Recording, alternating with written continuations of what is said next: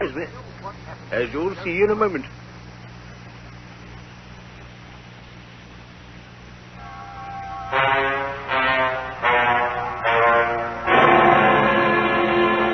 Why Turkish, my dear Watson? Why Turkish?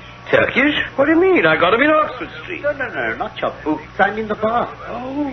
Why the relaxing and expensive Turkish rather than the invigorating homemade art? Well, for the simple reason, Holmes, that for the past few days I've been feeling rheumatic-y and old. Oh.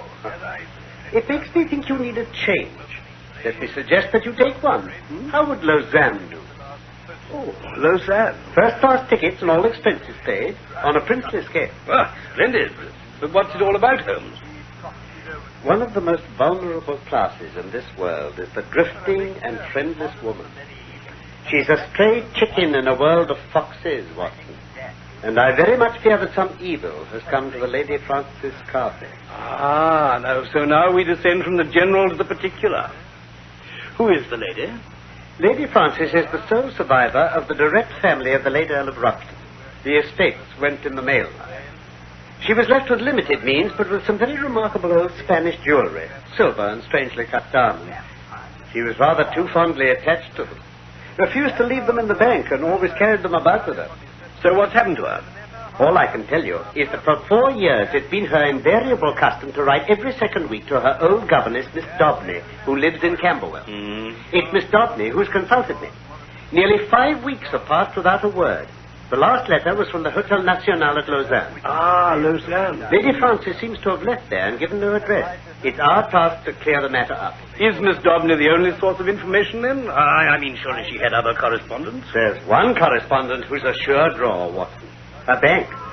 Single ladies' passbooks are compressed diaries. The last check but one paid her bill at Lausanne, but it was a big one. It probably left her with cash in hand. The last but one, you say? Yes. The only check drawn since was to a Miss Marie Devine. It was cashed at the Credit Lyonnais less than 3 weeks ago. The sum was £50. You know who Miss Marie Devine is? Yes. Lady Frances Carfax's maid. Oh? Why she should have paid her this check we've not yet determined.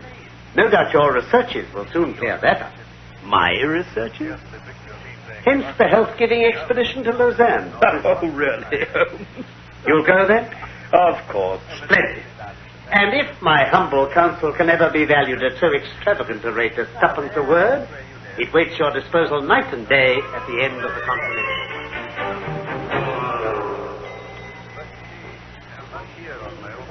Yes, but certainly, Mr. Watson. Lady Carfax was very much liked by all my staff. A charming lady, monsieur. And her maid, Miss Devine? Also charming. In fact, she happens to be engaged to one of my head waiters, Jules Vibar. Oh, that's a stroke of luck, then. Could I have a word with him, do you think? Certainly. I will get him for you at once, monsieur. Thank you. Merci beaucoup. No, Monsieur Watson, I just cannot comprehend. Marie has told her ladyship she's very happy in Lausanne. She has no intention to leave. Then suddenly comes this sauvage. Sauvage? Oh, Savage? Yes, Savage. What is this, Monsieur Vibar? Who was he? That I cannot say. He come to visit Milady a day or two before she go away. Oh, a sauvage, monsieur. Big. And black of the beard. But Milady will not see him. What nationality did Miss Devine say? Oh, Anglais. Oh, English, yes. Yes, monsieur. And Miss Devine thought this man's arrival had something to do with Lady Frances going away so suddenly? Oh, we both thought so. Well, then, surely you can tell me where Miss Devine and Lady Carfax are now. Monsieur, my Marie has left Milady's employment when Milady went away. She's gone to Montpellier to another situation. I will give you her address. But Lady Carfax has gone to Baden-Baden. Oh, very well, then, I must go there, too. Thank you again, monsieur. Merci.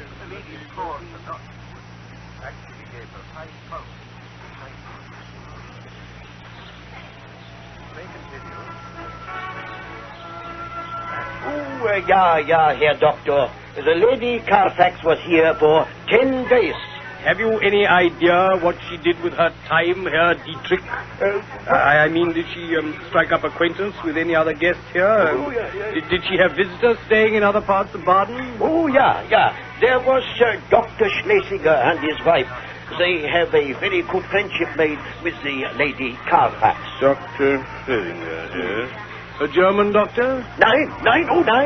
He was from South America. He and his wife were, what you call it, missionaries. Missionaries, yes. Danke, yeah. The Lady Carfax, you know, is very much religious, so they have become friends very quick. I see. When he and his wife go back to London, the other lady, she goes with them. When was this? 3 weeks ago. Dr. Schlesinger pays the bill for them all. One more question, Herr Dietrich. Has any other person inquired here for Lady Carfax since she left? Yeah. A week ago, an Englishman, very... Sauvage? Savage? Savage, exact. With the beard and the face. Very fierce. Oh, yeah, savage. Very savage.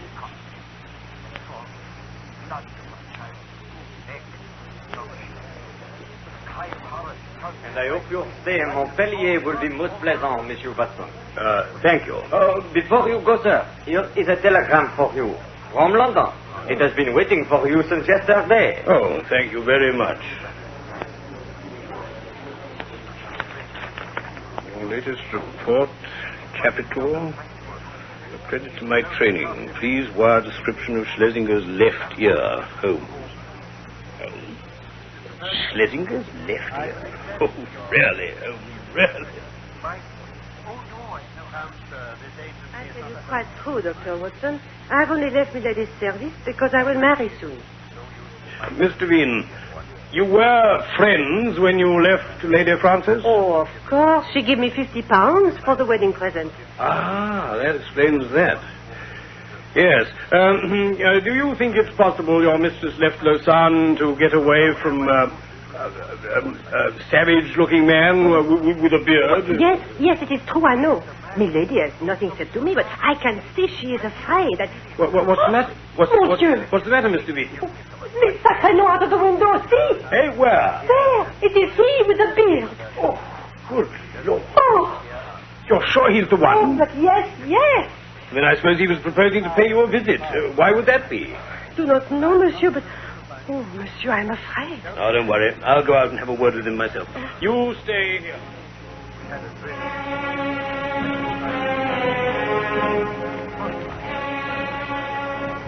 Excuse me. Eh? May I ask if you're an Englishman, sir? Yes, I am. What about it? May I ask your name? You certainly may not. I see. Well, perhaps then you tell me where I can find the Lady Frances Carfax. What have you done with her? What? Why have you pursued her? I insist upon an answer. Why, you... That teacher!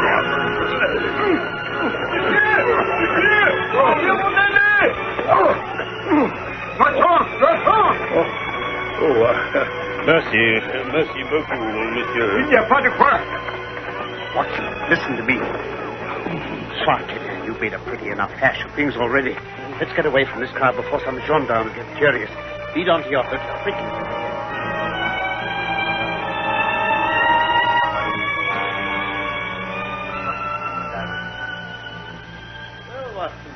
A nice mess you've made of things.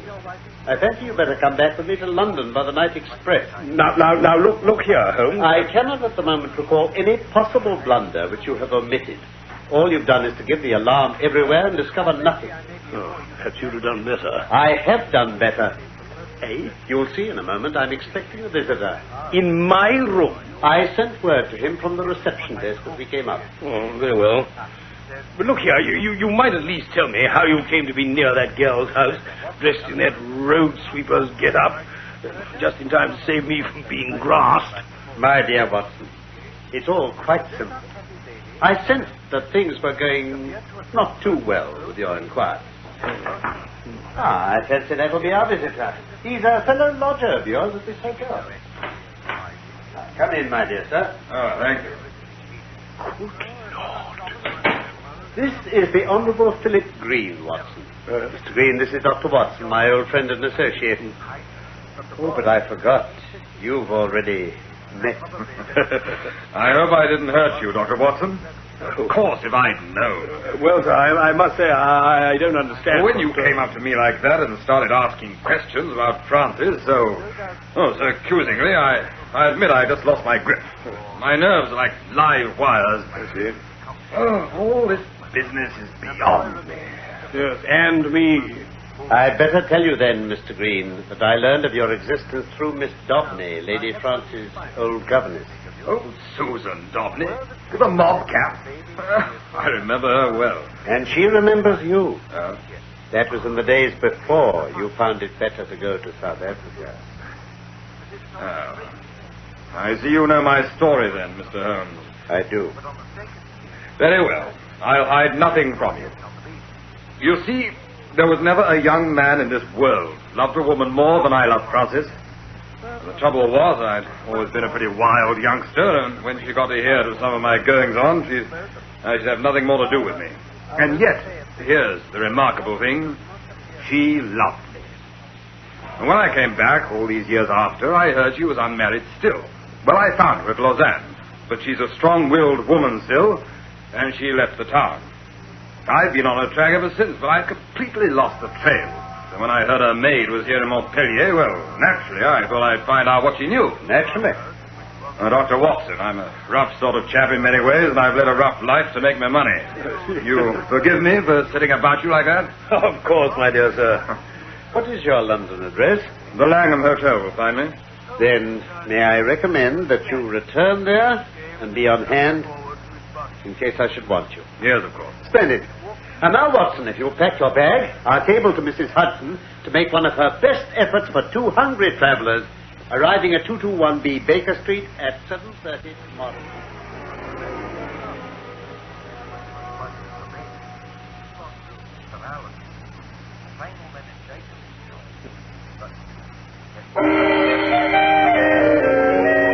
Thank you, Mrs. Hudson. A splendid feast.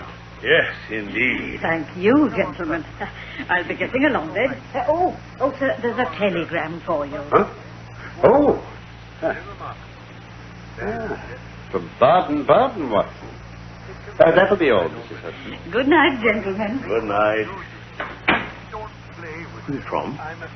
From your friend Herr Dietrich, manager of the Englischer Hof. Here you are. Jagged or torn?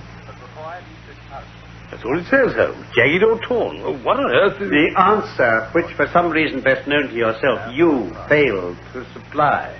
A description of Schlesinger's left ear. But I thought you were joking. Luckily, Herr Dietrich didn't. Well, what does it show, then? It shows, my dear Watson, that we're dealing with an exceptionally astute and dangerous man. Well, The Reverend Dr. Schlesinger, missionary from South America, is none other than Holy Peters, one of the most unscrupulous rascals that ever came out of Australia. His particular speciality is the beguiling of lonely ladies by playing upon their religious feelings. His so-called wife is an Englishwoman named Annie Fraser. She helps him. what made you guess that, Holmes? It was no guess. The nature of Schlesinger's tactics suggested his identity at once. I knew Holy Peters had been badly mauled about the ear in a saloon fight in Adelaide in '89. So this telegram confirms my suspicion. Poor Lady Carfax is in the hands of a most infernal couple, Watson. They'll stick at nothing. Murder? I'm afraid it's more than likely that she's dead already. If not, she's undoubtedly in some sort of captivity. Perhaps she never even reached London with Schlesinger and his, this other woman, then. Perhaps not. On the other hand, if she is alive, all my instincts tell me they'll have brought her here, to London. So now I suggest that we take the obvious step of strolling down to the yard and asking our friend Lestrade to keep on the guard. There is news for you at last. What then? Someone has begun pawning Lady Carfax's jewels. Someone? Who?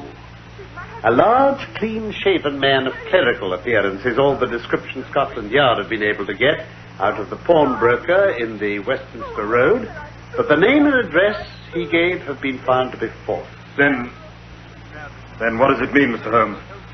Francis, have they... We've no alternative but to prepare for the worst, Mr. Green. Supposing they have held her prisoner up till now, It's clear they can never let her loose again without it leading to their own downfall. Then we must get to her while there's a chance. Isn't there anything I can do?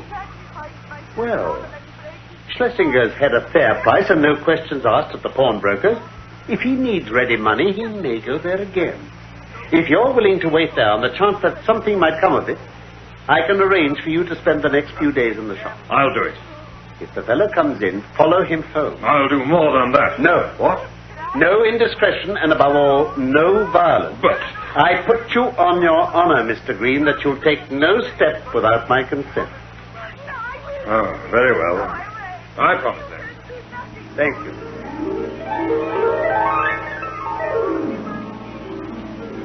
Got him, Mr. Holmes. Dr. Watson, we've got him. Got Schlesinger? Yes, where we want him. Come now, Mr. Green. Let us have the order of events, if you please. It was the woman this time. She came into the shop an hour ago. A tall, pale woman, eyes like a ferret. That's the one. She brought in a pendant. Obviously came from the same set as the other things, the pawnbroker told me. Well, I followed her up the Kennington Road. Then she got a cab and I followed her in another. Excellent. And then? She got down at number 36, Pulteney Square, Brixton. I got out round the corner and went back towards the house. But just then a van came up, and two men went round to the back of it to unload. I saw what it was. Mr. Holmes, it was a coffin. Good Lord. They carried it up to the door of number 36, and the woman let them in with it. I thought for a moment of rushing in, but... well, I remembered my promise to you and came straight back here. You've done excellent work, Mr. Green. The coffin. Mr. Holmes, do you think... We'll do all that can be done. Not a moment will be lost, but we can do nothing legal without a warrant. And if you want to help further, you'll take this note down to the authorities and get one.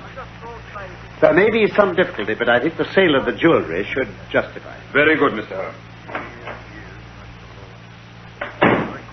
As for us, Watson, we must get to Pulteney Square as fast as we can.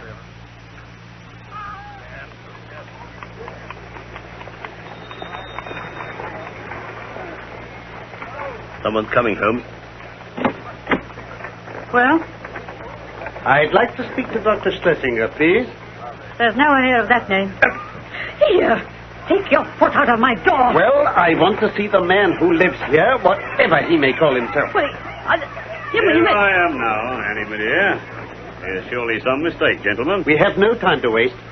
You are Henry Peters of Adelaide, late the Reverend Dr. Schlesinger of Baden and South America. I am Sherlock Holmes. And what is your business in my house? I want to know what you've done with the Lady Frances Carfax. Is that it? I'd be very glad if you could tell me where she is. I've a bill against her for nearly £100, and nothing to show for it but a couple of trumpery pendants a dealer will hardly look at. Indeed? She attached herself on to Mrs. Peters and me at Baden, and she stuck on to us until London. I paid her bill and her ticket. Once in London, she gave us the slip. Now, you find her, Mr. Holmes, and I'm in your debt. I mean to find her. I'm going through this house till I do find her. Oh? And where's your warrant? This revolver will have to serve for that till a better one comes. Aha. Go and fetch a policeman, Annie. He won't shoot you. Take care, Henry. I won't be a gent. Holmes. Let her go, Watson. This nearly means our time is limited. If you try to stop us, Peters, you'll get hurt. I mean it. You've got the gun. Good. Now, where is that coffin? Coffin? What do you want with the coffin? It's in use. There's a body in it. I must see that body. Well, have it your own way, then. It's in here. And now, let's take a look.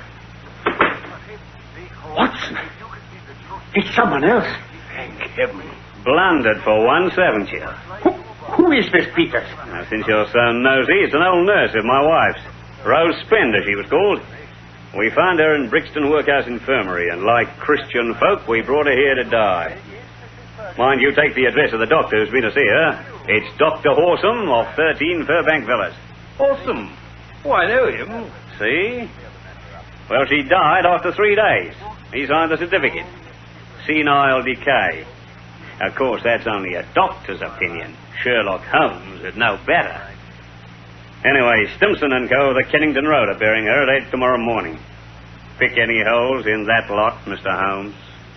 Just the same, I'm going through your house. Are you, though? This way, officers, if you please. These men have forced their way into my house, and I can't get rid of them. Then what's it all about? Here is my card, Sergeant. Mr. Sherlock Holmes, sir? The same. This is my friend, Dr. Watson. Well, of course, so we know all about you, sir. But you can't stay here without a warrant, sir. I quite understand that. Arrest them. We know where to lay our hands on this gentleman if he's wanted, but you'll have to go, Mr. Holmes. Yes, Watson, we shall have to go. Come along, my dear fellow. It's 9 o'clock already, and we've still a list of holds to serve. We're making inquiries about an old lady, Rose Spender. I gather you might be able to help. Spender? Ah, yes, of course, Mr. Holmes. Yes, Miss Spender was an inmate of this infirmary until quite recently. Then, quite luckily, a lady she used to nurse in the old days came here with her husband. Quite out of the blue, you understand. Now, they took her away.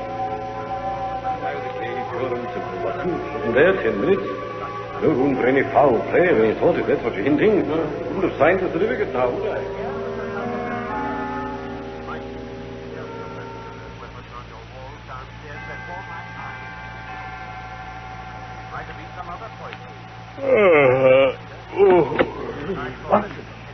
Watson, wake up quickly. I'm awake. I'm just going to get up. What time was that funeral to be? 8, wasn't it? Funeral? Yes. Oh, yes, 8. That's it, yes. Holmes, what on earth's the matter? I heard you prowling about half the night, puffing that stinking tobacco. Never mind that now, Watson. The funeral's at 8, and it's now approaching 7:20. Yes. I'll never forgive myself if we're late. Never. Now, come on, for heaven's sake. It's life or death, I tell you.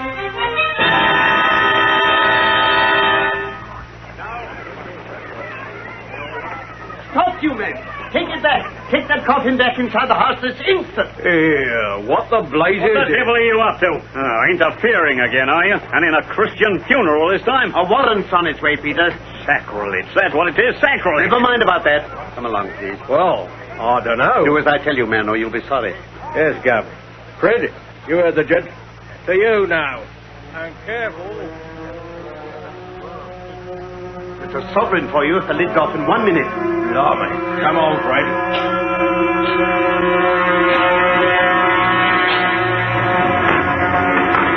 Hey, Arthur. Chloroform, Holmes. Oh, lovers. There's 2 of them. And the second, if I'm not mistaken, Watson, is the lady for whom we are seeking. Capital, my dear Watson. Splendid work, my dear fellow. Well, it was touch and go, Holmes. Another few minutes. Ah, yes. But she's safe now. Oh, completely. She'll be in a hospital bed by now if they've got to move on. Jove, Holmes, that coffin was almost swimming in chloroform. They meant to make sure. Well, perhaps now this poor little old workhouse lady can have her funeral after all. She's probably been mixed up in more dramatics after her death than in the whole of her life. At least she'll have her coffin to herself. Yes. Yes, she looks quite lost in it.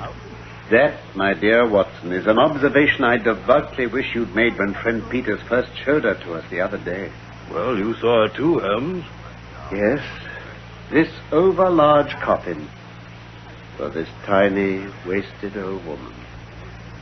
Specially ordered, you mean, to leave room for Lady Carfax's body, too? Exactly.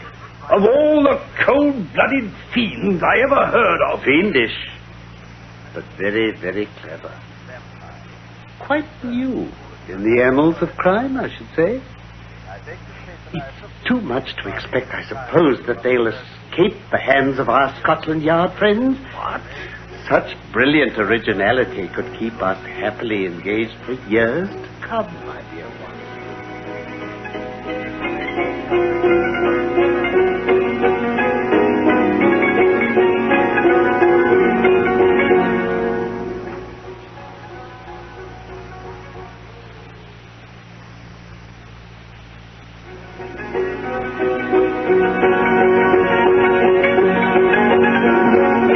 The Disappearance of Lady Frances Carfax was one of the Sherlock Holmes stories from the inspired pen of Sir Arthur Conan Doyle.